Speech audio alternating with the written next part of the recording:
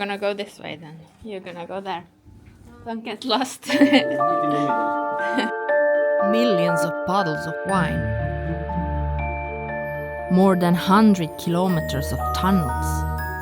100 meters below ground. I'm going to tell you the story behind the world's greatest wine cellars.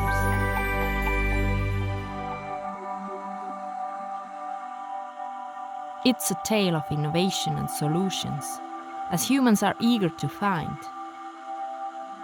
But amidst it all, humanity's darker impulses cast shadows on this story.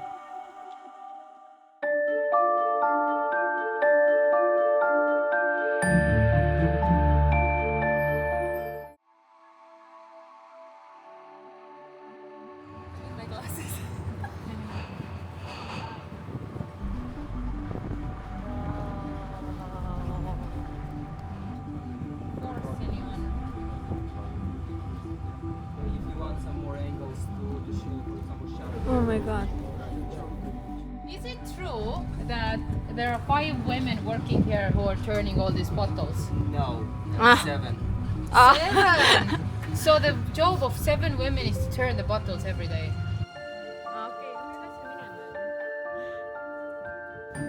Here we have around 7 kilometers of tunnels like this and about 500,000 bottles of sparkling wine made in a champagne way. And this is a special section, the section of remuage. You see the east. So at this moment, the bottles are on their first month. Before we got the wine in the glass, everything is like this. We slowly need to gather all these sediments on the cap. So here we can see the process, how the yeast slowly are going on this temporary cap. So we can use the candlelight to see if all these sediments are going down to the neck. We have 7 beautiful ladies and each one are turning these bottles every day. Each bottle is supposed to be turned once in 2 days for 2 months. How many bottles do they turn per day? Each one every day is turning about 35,000 of bottles. A very interesting job, right?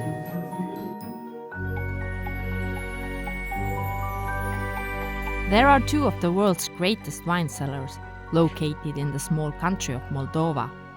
One entered the Guinness Book of Records with 1.5 million bottles of wine, making it the largest wine collection in the world. The other is not far behind. You can lose yourself in a labyrinth filled with wine. But the story behind these great caves is even more fascinating.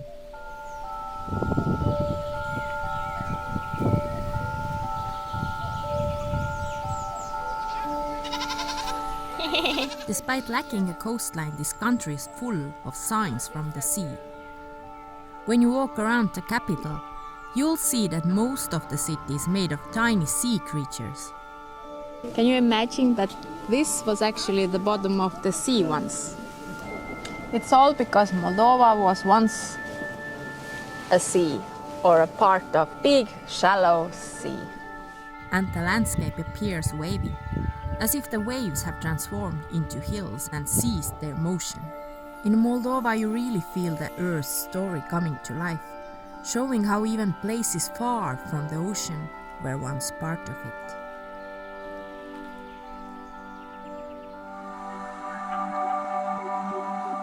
The Barteti Sea was a large, shallow body water that covered the waste area in Central and Eastern Europe millions of years ago.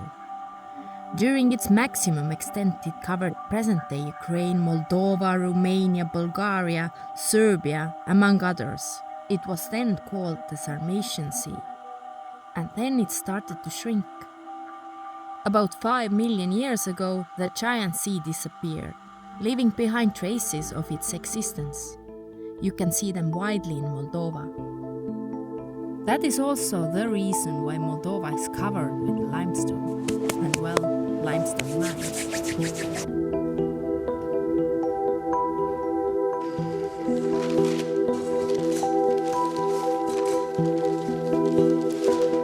We are here yeah. And where do we cut? But the whole process for cutting is here. Okay. This is 4 kilometers, Yes, right? yes. Underneath Chisinau. We extract the limestone blocks. Machine moving in the left direction. Yeah. Sergiu Lungu has spent 30 years working in the mines. Before becoming a manager, he extracted limestone in the underground tunnels. He tells us that there were over 100 mines in Moldova at one time. But now, only about 20 remain. This industry, yeah, is developed in Soviet Union. The world's biggest wine cellars were once nothing else than limestone extraction zones.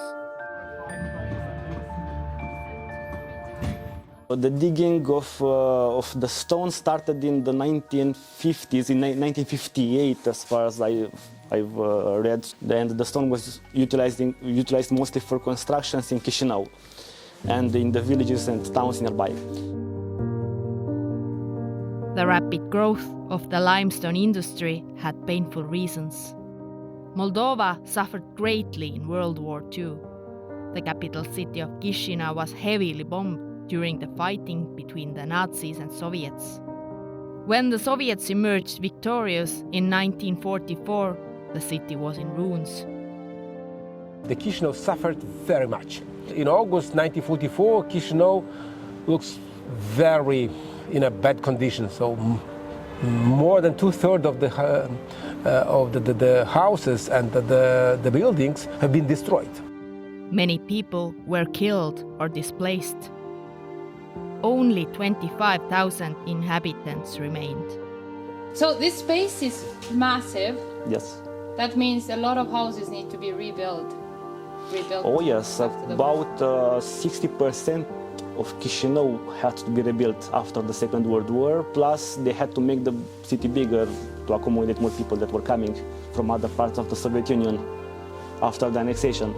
And of course, to rebuild we need materials, construction materials. And that's why the Chisinau looks very white, because of limestone. Yeah. Chisinau was restored from those very same mines. But it became huge, as you can tell, 200 kilometers length, and you can even see the signs of the mining operations on the walls, on the ceiling especially, and on the walls nearby. By the way, that's the depth, 80 meters, you can see behind you. Technically, above your heads should be the summit of the hill. In Moldova, where everybody makes their own wine and stores it in their own underground cellar, it was quickly noticed that those tunnels make an excellent environment for wine. Temperature is always 12 to 14 degrees. Humidity is always more than 85%. This is natural. This is all over the year. It's constant. And what's the most important? All this is for free. We don't need extra money to maintain these conditions, so why not? So after a few years of experiments with wine production, in 1952 already officially was opened at Cricova wine cellars. Plus, we do keep wine for other people.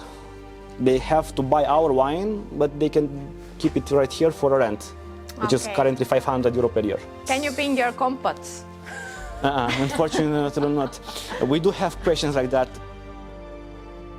The oldest wine is sitting there, if you want to have a look to it. How old is it? 1973, so it's called Buchetul Moldovei. It's a vermouth, it's a very well-known wine from Moldova that is actually currently made in Transnistria at Dubăsari.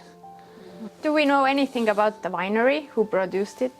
Well, it was opened up specifically for developing vermouths in the 1960s, and this is one of the first, let's say, batches of this wine, like 1973, so 50-something years ago. The price gets to 1,800 euro for a bottle. 1,800. Yes. The country is embracing its history, working to have its underground wine world listed as a UNESCO World Heritage Site. Cricova and Milestii Mici, from our point of view, is most important and more realistic to be included. We start now to work on these cases, and we hope to move quickly and to succeed. Well, that's why I think they are unique, how the industrial space, after extracting the stone, it is reused or used in total different area to preserve the wine, and they became famous and attractive for people and attractive for tourists, and it's a nice attraction for different people who are coming to visit Moldova to understand better the wine producing and wine selling and also preserving the wine in a good conditions. Being recognized as a heritage site makes the whole world know about the story I just shared.